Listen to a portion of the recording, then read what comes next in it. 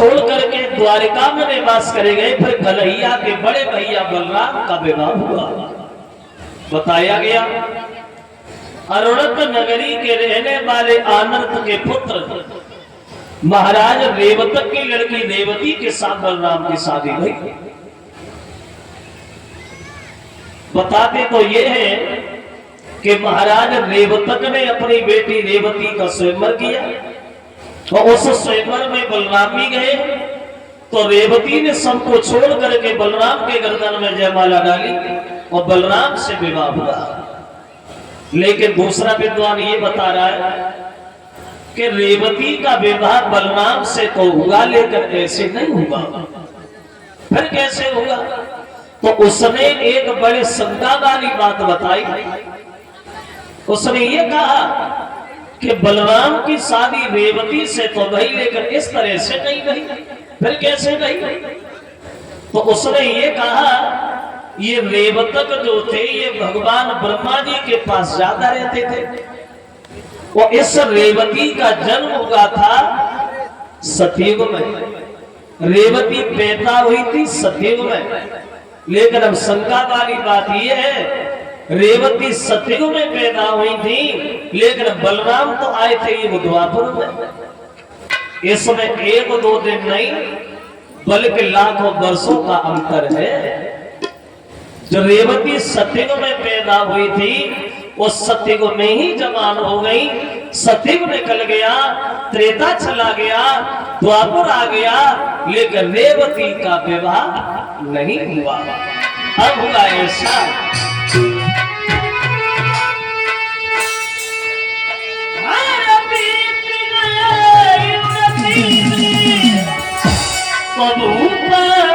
Medina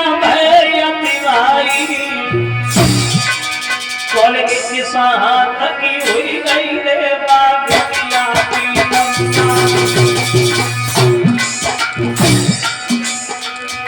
अब देखो सतयुग में रेवती पैदा हो, लेकिन द्वापर युग आ गया, रेवती का विवाह नहीं हुआ। तो वो विद्वान ये बता रहा है कि रेवती की लंबाई जो थी वो 21 हाथ ऊंची हो गई। 21 हाथ लंबाई।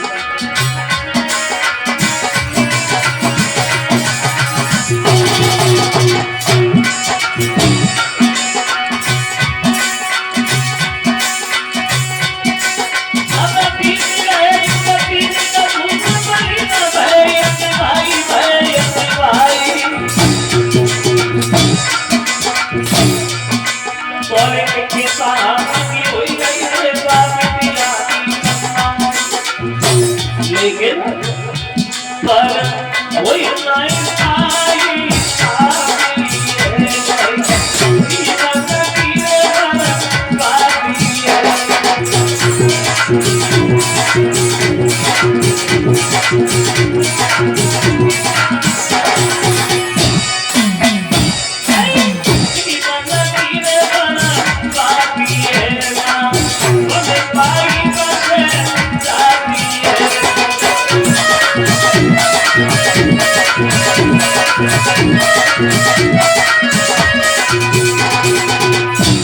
तो रेवती सतयुग में पैदा हुई थी, लेकिन द्वापर युग आ गया मगर रेवती का विवाह नहीं हो पाया। तब तक रेवती की लंबाई जो थी वो 21 हाथ ऊंची हो गई। 21 हाथ लंबी। तो एक दिन रेवतक को ध्यान आया और ब्रह्मा जी से बोले प्रभु हमसे तो बड़ा लंबी भूल बनी गई।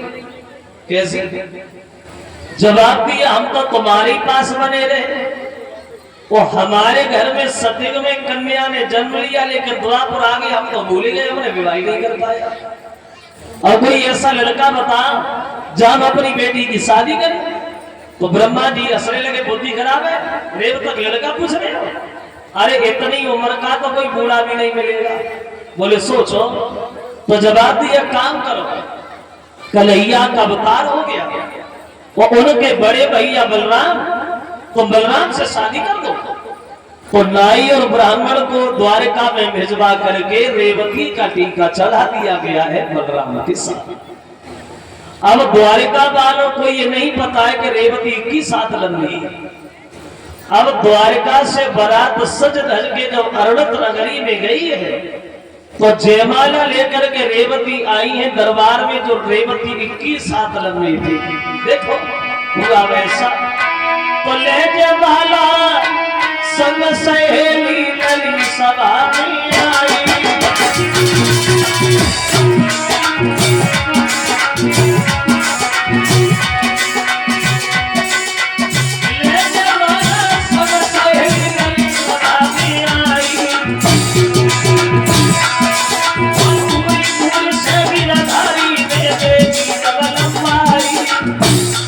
रेवती जो 21 सात लंबी थी और जो कन्हैया ने रेवती की लंबाई को देखा, फिर भैया बलराम की तरफ देखा तो कन्हैया सोचे लगे जे भाभी या भाभी है?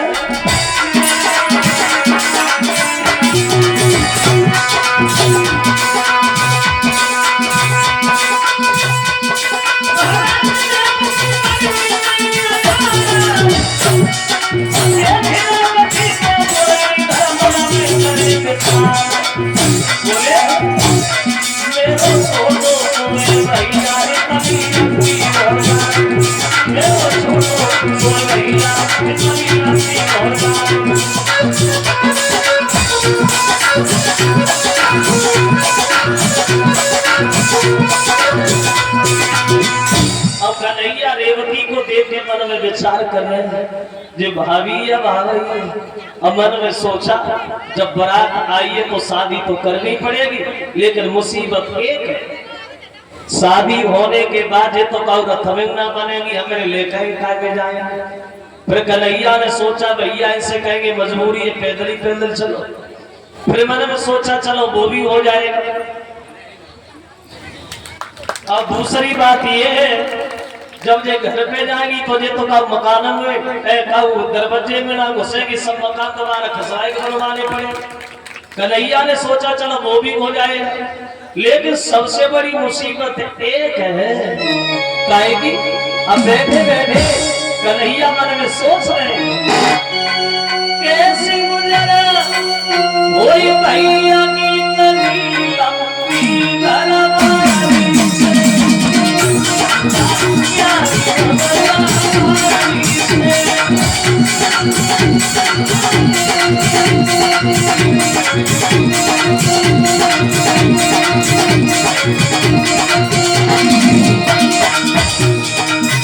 अब बैठे बैठे कन्हैया मन ही मन में विचार कर रहे हैं।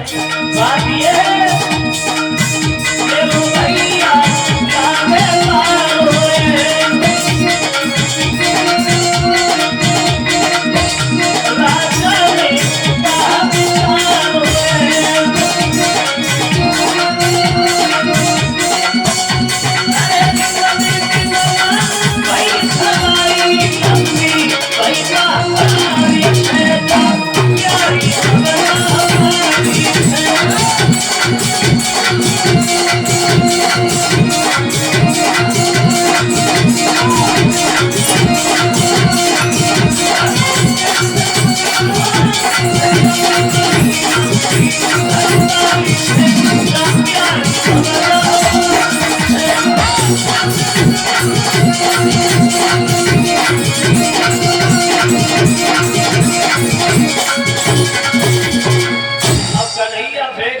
मन में सोच चलो शादी तो होगी, देखा जाएगा। अब रेवती जब बलराम के जयमाला डालने को आगे बढ़ी तो बलराम के पास जब रेवती खड़ी रही तो बलराम तो उनके घुटनों तक भी नहीं बढ़े। तो रेवती ने बैठकर के जयमाला डाली और जैसी बैठ के जयमाला डाली तो कन्हैया खूब ताली मार के ऐसे, और जब कन्हैया से तो पूरी बारात हंसना शुरू हो गई। तो नारे चिल्ला लगे पागल से, अरे जब तुम्हें हंसने तो लोग तो वैसे भी हंसे लगे वैसे। तो कन्हैया बोले बाबा और आप ही देखो का भैया वो का भाभी ये क्या कैसे क्या। अब बोले इतनी रात्रि हो जाई और मेरा छोटो सो भाई इन्हें देख कर हंसने